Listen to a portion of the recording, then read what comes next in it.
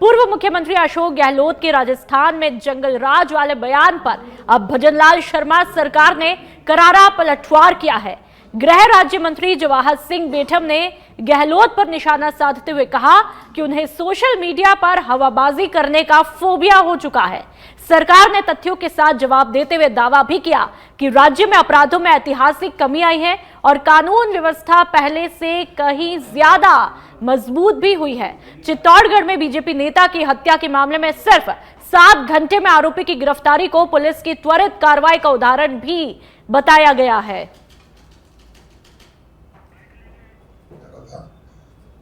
राजस्थान के पूर्व मुख्यमंत्री माननीय अशोक गहलोत जी ने आज भ्रम फैलाने के लिए फिर एक तथ्यहीन ट्वीट किया है। माननीय अशोक गहलोत जी, आप तथ्यों का अध्ययन किया करो। अब राजस्थान में जंगल राज नहीं है जो आपके राज में जंगल राज था, अब कानून का राज है। प्रदेश के मुख्यमंत्री आदरणीय भजनलाल शर्मा जी के नेतृत्व में राजस्थान की पुलिस मजबूती से काम कर रही है। आज आपने एक मर्डर, जो दुखद घटना थी, रमेश सेनानी जी की हत्या का जिक्र किया। आपको ध्यान होना चाहिए, रमेश सेनानी जी की हत्यारों को मात्र 7 घंटे में राजस्थान की पुलिस ने गिरफ्तार कर लिया, उसको आइडेंटिफाई कर लिया, वो बाहर के प्रदेश का रहने वाला हत्यारा था। मजबूती से हमारी पुलिस ने काम किया है। आप बार बार जनता को भ्रमित करने के लिए जिस तरह के ट्वीट करते हैं, उससे लगता है कि आप तथ्यों का अध्ययन नहीं करते हैं। आपको माननीय मुख्यमंत्री जी भजनलाल शर्मा जी का विकास पच नहीं रहा है। आपको ध्यान होना चाहिए कि 2024 अक्टूबर से लेकर 2025 अक्टूबर तक हत्या के मामलों में ही 19% से ज्यादा की कमी आई है। अन्य अपराधों को आप देखेंगे तो हर प्रकार के अपराध में कमी देखने को मिली है। मैं तो चित्तौड़गढ़ पुलिस की पीठ भी थपथपाऊंगा, उन्होंने त्वरित कार्रवाई की है, उन्होंने हत्यारों को गिरफ्तार किया है। राजस्थान विकास की गति पर बढ़ रहा है। राजस्थान में अमन चैन शांति स्थापित हुई है।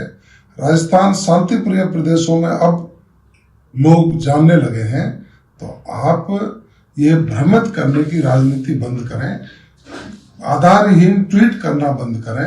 आपको, मुझे लगता है, हवाबाजी का फोबिया हो गया है। झूठी तथ्यहीन हवाबाजी करने से जनता आपको पसंद नहीं करेगी, उल्टा आपके ट्वीट पर अब हंसने लगी है जनता। माननीय पूर्व मुख्यमंत्री जी का जो इस तरह का ट्वीट का खेल है, अब जनता उब चुकी है और माननीय भजनलाल शर्मा जी के विकासोन्मुखी विचार के साथ खड़ी होकर के विकसित राजस्थान के संकल्प को पूरा करने के लिए तैयार खड़ी है। वन और पर्यावरण राज्य मंत्री संजय शर्मा एक दिन के दौरे पर सवाई माधोपुर के राष्ट्रीय अभयारण्य रणथंभौर में पहुंचे। इस दौरान वन मंत्री ने राष्ट्रीय उद्यान रणथंभौर का भ्रमण किया, साथ में वन कर्मियों से विस्तार से चर्चा भी की। साथ में वन मंत्री शर्मा ने नवजात घड़ियाल को खुला विचरण करने के लिए चंबल नदी में छोड़ा। वन मंत्री घड़ियाल को छोड़ते समय घड़ियाल की फुर्ती को देखते हुए मंत्रमुग्ध हो उठे। इस दौरान वन मंत्री ने चंबल में बोटिंग का आनंद भी उठाया।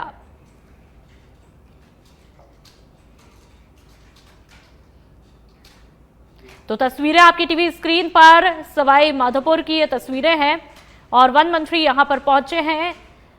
चंबल में उन्होंने बोटिंग का आनंद उठाया है और ये देखिए घड़ियाल की तस्वीरें आप देख सकते हैं कि किस तरह से पानी में छोड़ा गया। नवजात घड़िया ये बताया गया है और जिस तरह से छोड़ते ही इसकी फुर्ती देखने को मिलती है, वहां पर तुरंत मंत्री साहब बेहद मंत्रमुग्ध हो जाते हैं।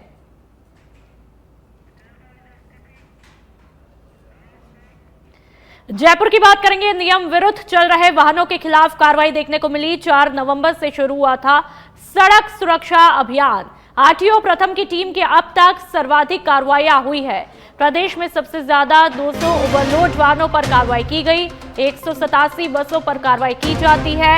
31 बसों में अल्ट्रेशन के बनाए गए हैं चालान। 47 वाहनों को सीज किया गया। कुल 3000 से भी ज्यादा वाहनों को चेक किया गया। 1178 चालान बनाए गए। तो वहीं चालानों से 94 लाख की विभाग को प्राप्ति भी होगी। तो प्रदेश में जो ओवरलोड वाहन है उन पर कार्रवाई की गई है। तकरीबन 200 का यह आंकड़ा बताया गया है और 3000 से भी ज्यादा वाहनों को चेक भी किया गया। कई वाहनों के चालान बनाए गए, तकरीबन 1178 चालान बनाए गए। जयपुर यानी कि राजधानी से इस वक्त की अहम खबर,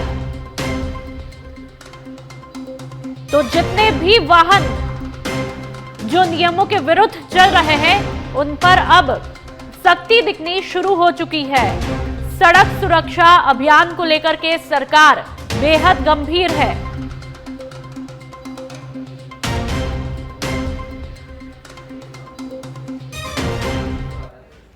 और अब झुंझुनू के चिड़ावा की बात करेंगे, जहां पर बोलेरो और स्कॉर्पियो में आमने सामने जोरदार भिड़ंत हुई। बोलेरो के रॉन्ग साइड जाने से हादसा हुआ। टक्कर में दोनों वाहनों के आगे के हिस्से क्षतिग्रस्त हुए। बोलेरो में सवार युवती को मामूली चोटें आई हैं। प्राथमिक उपचार के बाद में युवती को घर भेजा। हादसे की पूरी घटना सीसीटीवी कैमरे में कैद हुई। चिड़ावा कस्बे के स्टेशन रोड की यह घटना है। तो हादसे की पूरी घटना सीसीटीवी में कैद हो जाती है चिड़ावा का ये। और देखिए कि किस तरह से दोनों गाड़ियों में भिड़ंत होती है, जोरदार ये भिड़ंत होती है। बोलेरो के रॉन्ग साइड जाने से ये तस्वीरें देखने को मिलती है।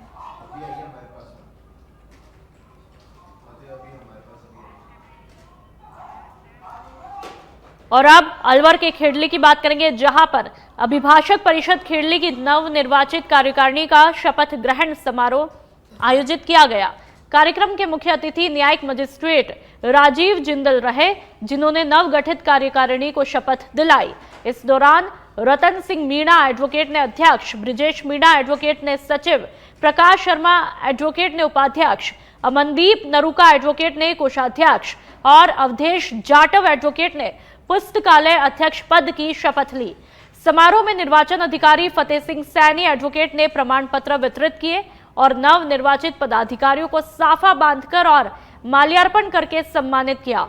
कार्यक्रम में परिषद के सभी अधिवक्तागण भी मौजूद रहे।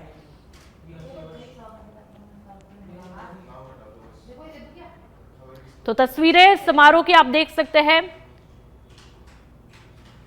अभिभाषक संघ अध्यक्ष सहित कई पदाधिकारियों ने यहां पर शपथ ली। शपथ ग्रहण समारोह की ये तस्वीरें, अभिभाषक परिषद का शपथ ग्रहण समारोह यहां पर रखा गया और ये तमाम दिग्गज जो कि शपथ लेते हैं, पदाधिकारी शपथ लेते हुए दिखाई देते हैं।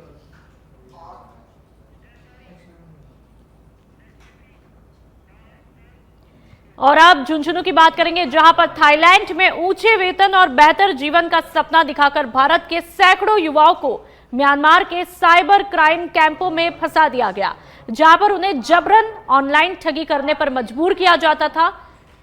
झुंझुनू के एक व्यक्ति भी ऐसे ही जाल में फंस गए।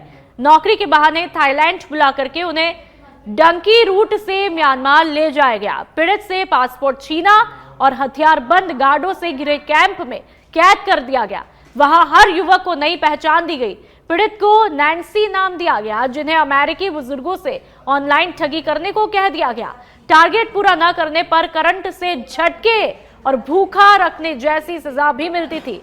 भारत सरकार के विशेष अभियान में करीब 500 भारतीयों को छुड़वाया, जिनमें पीड़ित भी शामिल था। उनका कहना है, हम सोच रहे थे कि विदेश जाकर के पैसे कमाएंगे, लेकिन हमें साइबर ठग बना दिया गया।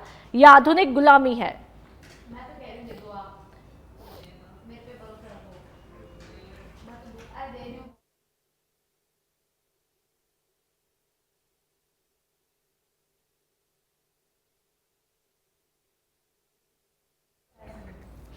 तो तस्वीरें लगातार आपकी टीवी स्क्रीन पर आप देखिए कि कितनी हैरान कर देने वाली ये घटना है, जहां पर एक भारतीय को सपना दिखाया जाता है कि भाई आप विदेश जाइए और वहां से बहुत सारे पैसे आपको कमाने के मौके मिलेंगे, लेकिन तस्वीरें इसके ठीक उलट होती है।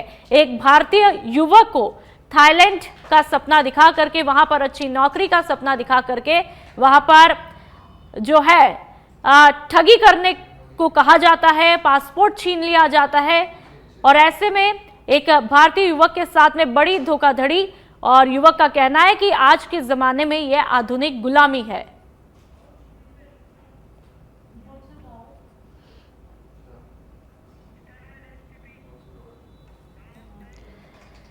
मुख्यमंत्री भजनलाल शर्मा का दिल्ली दौरा है। सीएम ने केंद्रीय मंत्री मनोहर लाल खट्टर से मुलाकात की है। करीब सवा घंटे तक दोनों नेताओं की मुलाकात होती है। जल शक्ति मंत्री सीआर पाटिल के आवास पर पहुंचे सीएम। दोनों नेताओं के बीच चर्चा हो रही है।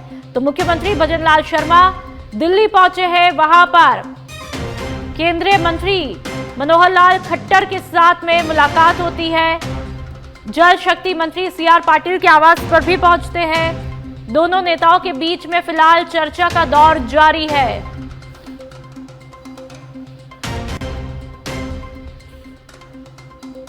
तो मुख्यमंत्री भजनलाल शर्मा का दिल्ली दौरा है, जहां पर केंद्रीय मंत्रियों के साथ में मुलाकात है और फिलहाल उन्होंने केंद्रीय मंत्री मनोहर लाल खट्टर से मुलाकात की।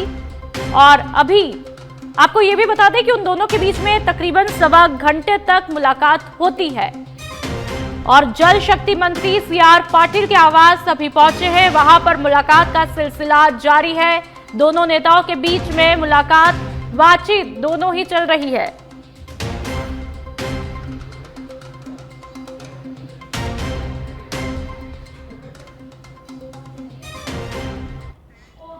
और अब कोटपुतली के विराटनगर की बात करेंगे, जहां पर राजमार्ग पर उपखंड कार्यालय पावटा रोड के पास में शव पड़ा मिला है। घटना की सूचना मिलते ही प्रागपुरा थाना पुलिस मौके पर पहुंची। पुलिस ने शव को उपजिला अस्पताल पावटा भेज दिया गया। उपजिला अस्पताल में डॉक्टर्स ने मृत घोषित किया।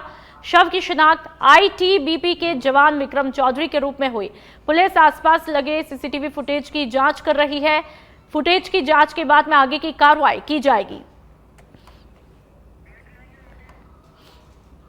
विक्रम जाट, पुत्र कैलाशचंद जाट, जाति जाट, उम्र 36 साल, निवासी ढाणी सितोषपुरा वीर तेजाजी नगर का शरीर अचेत अवस्था में किशन धर्मकाटा एनएच दिल्ली जयपुर के पास मिलने पर मौके से लाकर उप जिला हॉस्पिटल पावटा लेके आ रहे। बीएसएफ स्थापना दिवस की डायमंड जुबली के उपलक्ष्य में बाइक रैली निकाली गई। बाइक रैली रायसिंह नगर सीमा सुरक्षा बल के 163वीं बटालियन कैंपस पहुंची, जहां पर जवानों ने देशभक्ति के नारों के साथ में पुष्प वर्षा करके उत्साहपूर्वक स्वागत किया। जम्मू से 9 नवंबर को रवाना हुई रैली में 40 बाइक सवार जवानों के साथ में 4 महिला जवान भी शामिल है। ये दल 1800 किलोमीटर की यात्रा तय कर 19 नवंबर को गुजरात के भुज पहुंचेगा, जहां पर इसका समापन किया जाएगा। रैली का उद्देश्य युवाओं को नशे से दूर रखना, युवाओं में देशभक्ति की भावना जगाना, बीएसएफ के योगदान से अवगत करवाना और युवाओं को सेना भर्ती के लिए प्रेरित करना है। तो बीएसएफ स्थापना दिवस की डायमंड जुबली को सेलिब्रेट किया गया। अपने ही अंदाज में जवानों ने पुष्प वर्षा करके स्वागत किया और भारत माता के जयकारे यहां पर गूंजते हैं। देखिए, जोश दिखाई देता है, देशभक्ति की भावना यहां पर दिखाई देती है। बाइक रैली यहां पर निकाली जाती है। जैसा जम्मू को 9 तारीख 19 में भुज में पहुँचेंगे। उद्देश्य तो ये है कि 60 साल जैसे के हो चुके हैं, होने वाले हैं, मतलब दिसंबर में 60 साल प्रोग्राम मनाए हैं तिलक जयंती। और इसमें इस यात्रा के माध्यम से हम लोगों में जागरूकता पैदा करना चाह रहे हैं कि जो ड्रग्स के अगेंस्ट यूथ को ड्रग अब्यूज से बचाएं, उनको मेन स्ट्रीम में ले आएँ। प्लस बीएसएफ ने इस 60 सालों में क्या क्या। और अब बामनवास की बात करेंगे। यहाँ की पहचान बन चुके मोरा सागर बांध के पास में स्थित गार्डन फिर से नई रौनक पाने जा रहा है। कभी उजड़ने की कगार पर पहुंचा ये गार्डन अब मां उद्यान के रूप में विकसित हो रहा है। पूर्व सरपंच तेजराम मीणा की पहल पर यहाँ हरियाली लौट आई है।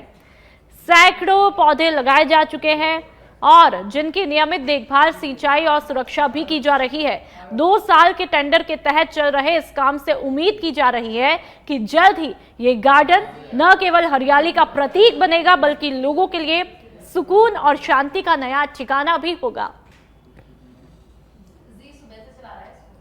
तो सवाई माधोपुर के बामनवास की तस्वीरें।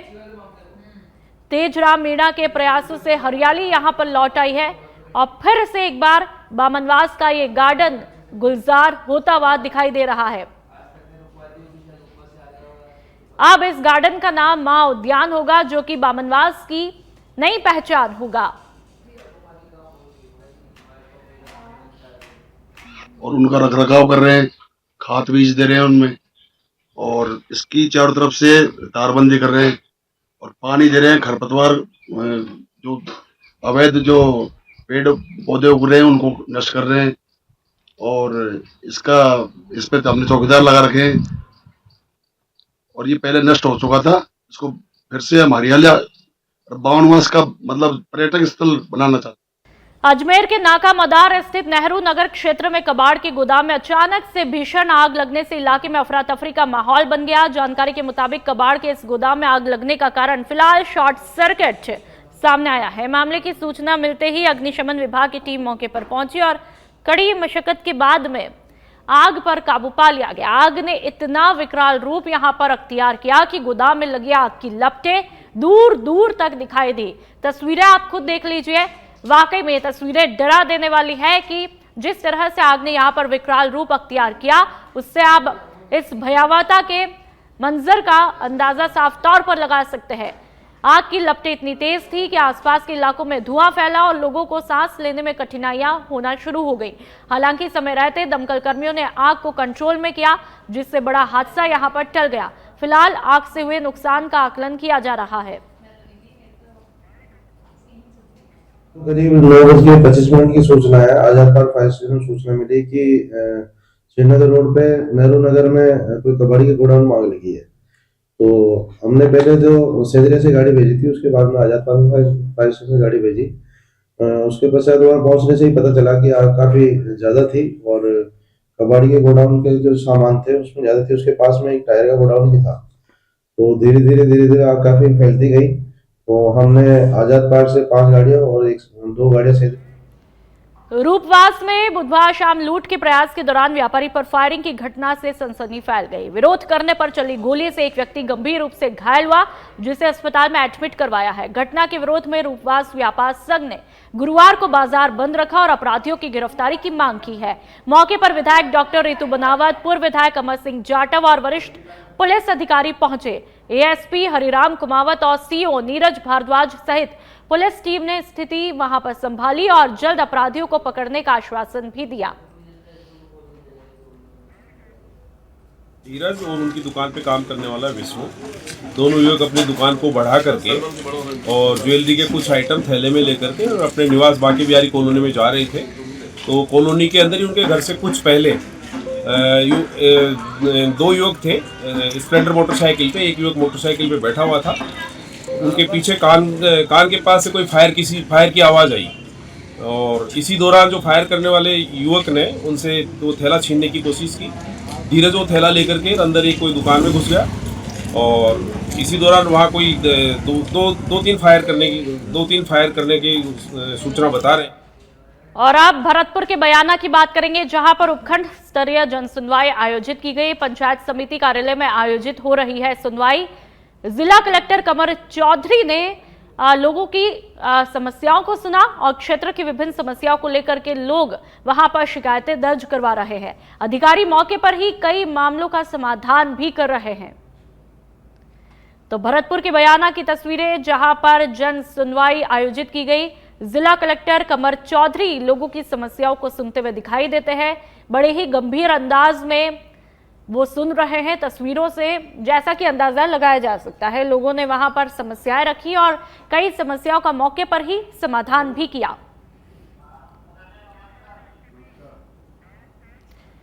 छत्तीसगढ़ के कोंडागांव जिले के नंदगट्टा गांव के लोगों ने सरकारी उदासीनता के बीच खुद पहाड़ काट करके सड़क बनाना शुरू कर दिया है। आजादी के 79 साल बाद भी गांव अब तक पक्की सड़क से नहीं जुड़ पाया। सरकार से गुहार लगाने पर जब कोई सुनवाई नहीं हुई तो ग्रामीणों ने ग्राम सभा कर खुद सड़क निर्माण का निर्णय कर डाला। बीते 1.5 महीने से ग्रामीण हर दिन औजार लेकर के इस काम में जुटे हैं। सड़क न होने से गर्भवती महिलाओं और बीमारों को अस्पताल ले जाना मुश्किल हो जाता है। ग्रामीणों ने चेतावनी दी है कि यदि सरकार ने ध्यान नहीं दिया तो वे अपने दम पर विकास का रास्ता खुद बनाएंगे।